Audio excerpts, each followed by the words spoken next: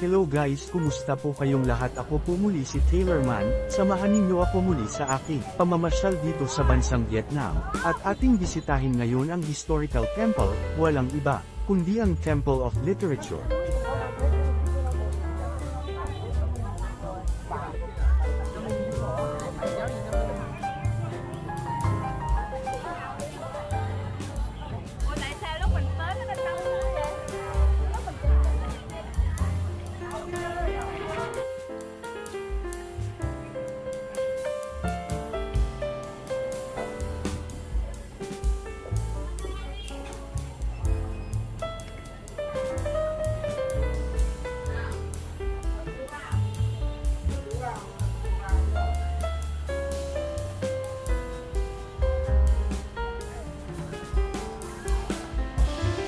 Itinatag noong 1070, halos 1,000 taon na ang nakalilipas, ni Emperor Lai Tongtung, matatagpuan sa timog ng Imperial Citadel ng Thangluang. Sumasaklaw sa mahigit 54,000 square meters, ang Temple of Literature, na napapalibutan ng isang sinaunang brick wall, ay binubuo ng 5 courtyard sa iba't ibang estilo. Ang buong lugar ay binubuo ng ilang pangunahing bahagi, na inilalarawan sa ibaba. Ang unang looban ay Truong Man. Ang mga pintuan sa kaliwa at kanang bahagi ay tinatawag na Virtue Gate at Talent Gate ayon sa pagkakabanggit, na naglalarawan ng inaasahan ng hari sa mga mag-aaral na nakakamit ng mataas na grades nito. Kapansin-pansin simbolo ng isda sa ibabaw ng gate.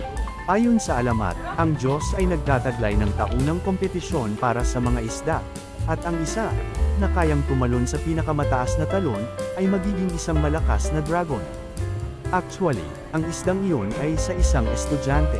Sa pamamagitan lamang ng pag-aaral ng masipag at walang tigil na pagsubok ay maaari siyang magkaroon ng sapat na kaalaman at talino upang makapasa sa lahat ng pagsusulit at maging opisyal ng gobyerno. Noong panahong iyon, natutunan ng mga estudyante ang lahat tungkol sa pananaw, panitikan, at kulturang Chino ni Confucius. Mayroong 3 rounds: Regional Exam, Buong Examination, National Exam, Hoi Examination, at Royal Exam, Ten Examination, na naganap 1 taon pagkatapos ng pagsusulit. Kung sakaling ang isang studyante ay hindi pinalad o bumagsak sa exam, kailangan niyang maghintay ng susunod na 3 taon upang makilahok sa pagsusulit. Second Courtyard at Cu Van, Light of the Legs Star, Pavilion. Ang ikalawang patio ay kilala bilang ang malaking gitnang patio o kung minsan ang patio ng malaking tagumpay. Itinatampok nito ang Cu Van Pavilion na isang natatanging gawaing arkitektura na itinayo noong 1805 at isang simbolo ng kasalukuyang Hanoi. Ang Cu Van Pavilion ay itinayo sa 4 na whitewashed stilts na bato. Ang simbolo ng imaheng ito ay itinampok sa likod ng 100,000 Vietnam Dong banknote ay Cu Van Cap, ang pavilion ng konstelasyon. Ang natatanging gawaing arkitektura na ito ay itinayo noong 1805 na may 4 na whitewashed stilts na bato. Sa itaas ay isang pulang kulay na may 2 pabilog na bintana at isang detalyadong bubong. Sa loob, isang tansong kampanilya ang nakasabit sa kisame para patunugin sa mga magagandang okasyon. Maraming patula na parirala na napanatili sa pavilion ang lumuluwalhati sa tradisyonal na kultura ng Vietnam. Sa tabi ng Cu Van Pavilion ay ang Suc Van Gate at ang Bi Van Gate. Ang 2 pintuang ito ay nakatuon sa kagandahan ng panitikan, kapwa ang nilalaman at anyo nito. Sa una at pangalawang patio ay may mga topiary, bushes na pinutol sa mga partikular na hugis, na kumakatawan sa 12 zodiac na hayop. Ang ikatlong patio na may parisukat na hugis ay kilala rin bilang Well of Heavenly Clarity. Dapat ay mayroong 116 na stelae, ngunit 82 na lamang ang natitira ngayon bilang resulta ng mga digmaan. Ang hugis at sukat ng mga pagong ay nagsabi sa amin tungkol sa estilo ng arkitektura noong dinastiya. Bakit pagong? Ang sagot ay nasa kultura ng Vietnam. Ang pagong ang tanging tunay na hayop sa 4 na banal, kabilang ang dragon, unicorn, turtle, at phoenix. Hindi lamang pamilyar si pagong sa gamot pang-midgal ng mga Vietnamese, ngunit nagpapakita rin ito ng mahabang buhay at karunungan, tulad ng dinadala nito sa likod nito, kaalaman at matagumpay na mga tao.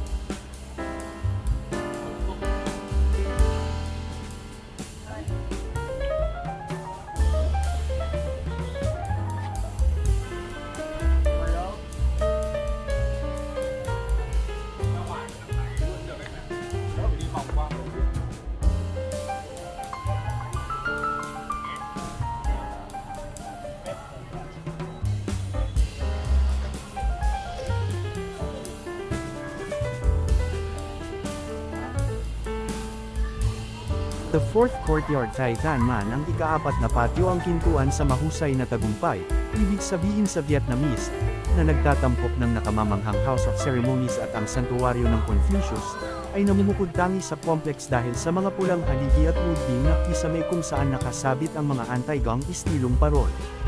Sa gitna mismo ng santuwaryo, mayroong isang tipikal na altar na umiiral sa bawat bahay ng mga pamilyang Vietnamese.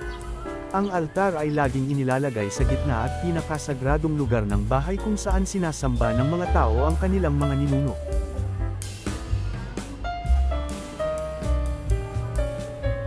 Hanggang sa panahon ng kolonyal, ito ay bukas sa loob ng mahigit 700 taon at nagturo ng daan-daang mga kilalang iskolar at Mandarin. Sa kabila ng mga pinsala ng digmaan, nananatili pa rin sa templo ang kagandahang arkitektura at kultural nito.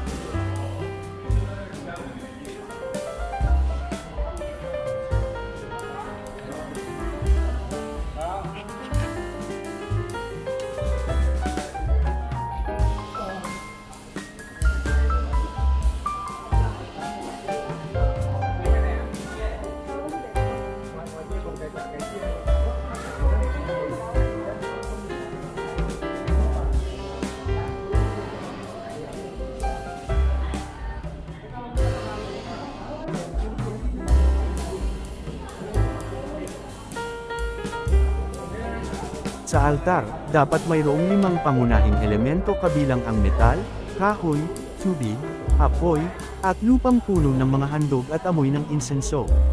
Kapag binisita mo ang courtyard na ito, huwag kalimutang alamin kung ano ang nagpapakita ng mga elementong iyon. Sa bawat gilid ng altar, mayroong isang pares ng crane at pagong. Sila ay itinuturing na mabuting magkaibigan at nagpapakita ng pagnanais para sa pagkakaisa at kawalang hanggan.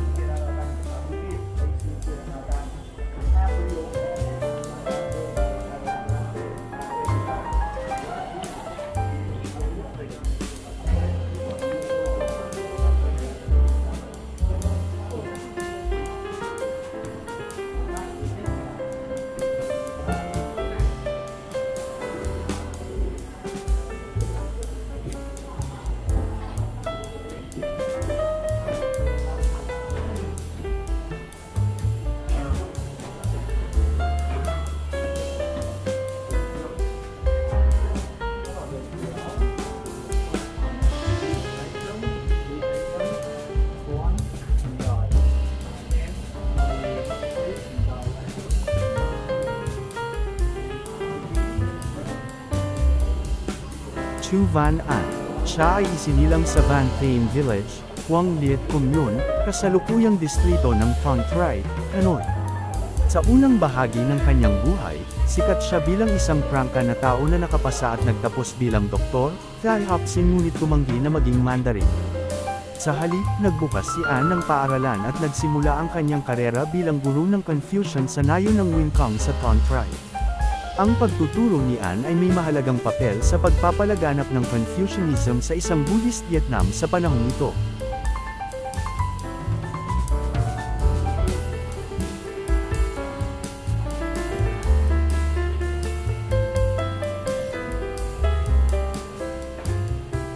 At kung nagustuhan ninyo ang ating tampok na video ngayon, huwag pong kalimutang mag-like and share at hit muna din ang notification bell para lagi kang ma-update sa mga susunod ko pang mga video sa aking munting channel. Maraming salamat po.